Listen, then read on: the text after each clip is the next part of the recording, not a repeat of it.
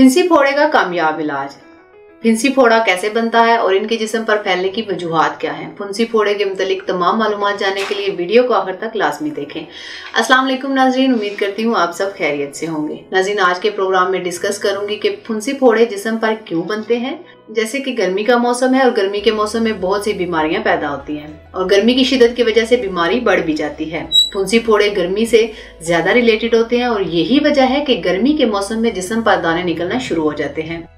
अब अगर ये बात की जाए कि क्या सिर्फ गर्मी के मौसम में स्किन प्रॉब्लम्स होती हैं, तो इसका जवाब यह है कि नहीं।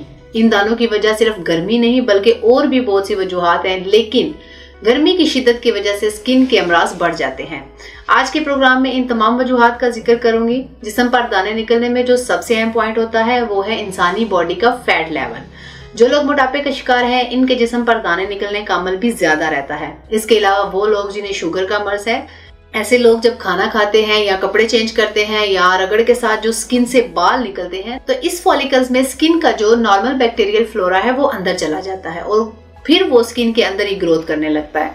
तो इस वजह से फॉलिकुलाइटिस या छोटे छोटे दाने नमूदार होना शुरू हो जाते हैं।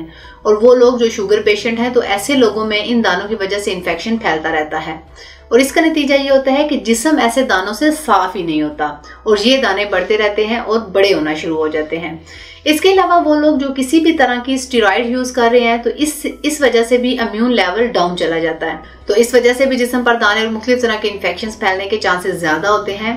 अब कुछ बीमारियां भी ऐसी हैं जिनमें स्किन इन्वॉल्व हो जाती है, जैसे कि रेमोटॉइड आर्थराइटिस, इसके अलावा स्क्लेरोडर्मा, इसके अलावा और भी ऐसी दायमी बीमारियां हैं जिनमें लूपस एरिथेमेटोसिस सिस्टेमिक। इन बीमारियों में इम्यूनिटी बहुत ज्यादा कम हो जाती है और स्किन पर दाने बनने का अमल बहुत ज्यादा हो जाता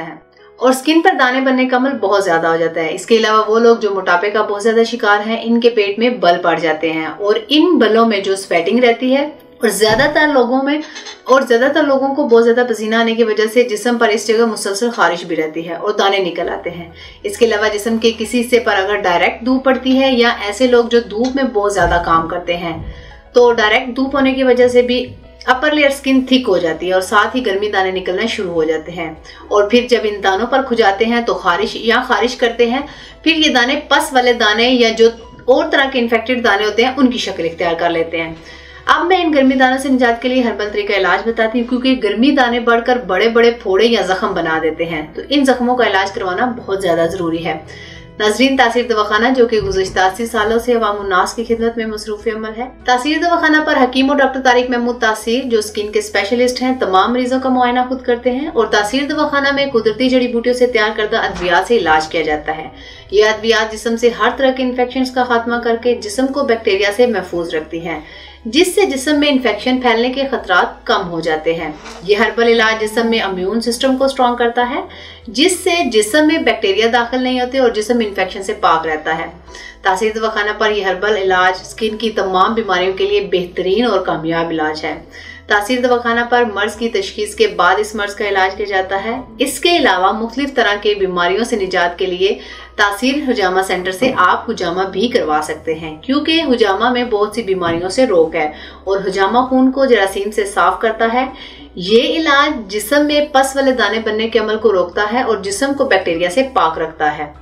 इलाज के साथ साथ मैं गर्मी के मौसम में बनने वाले इन स्किन दानों के मुतालिक कुछ एहतियाती तदाबीर भी बताती हूँ, क्योंकि गर्मियों के मौसम में ही स्किन के मसाइल ज्यादा सामने आते हैं।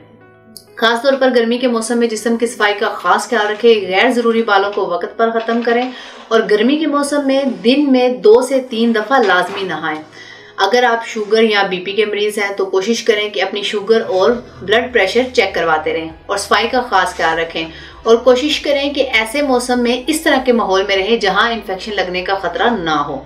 एहतियाती तदाबीर के बाद ऐसे लोगों के लिए डाइट प्लान भी है कि स्किन के मरीजों को कौन सी ग़िज़ा खानी चाहिए और किस चीज से परहेज करना जरूरी है।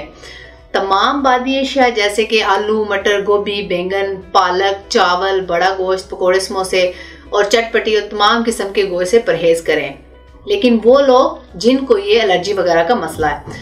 इसके अलावा गर्म अशिया में मछली है, अंडा और तमाम ड्राई फ्रूट से भी परहेज जरूरी है और तमाम गर्म और तेज मसाले वाली अशिया खाने से इज्तनाब करें।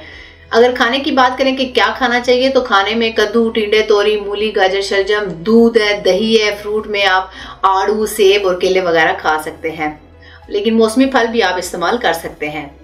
अगर आपको गर्मी के मौसम में या किसी भी मौसम में स्किन के मुतालिक मसाइल का सामना है तो आज ही तासीर दवाखाना तशरीफ लाएं और अपना मुआयना करवा कर इलाज करवाएं।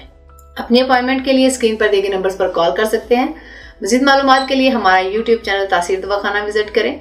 अगले प्रोग्राम में एक नए मौजू के साथ दोबारा आपके सामने हाजिर होंगे। तब तक के लिए अपना ख्याल रखिए। मुझे इजाज़त दीजिए। अल्लाह हाफिज।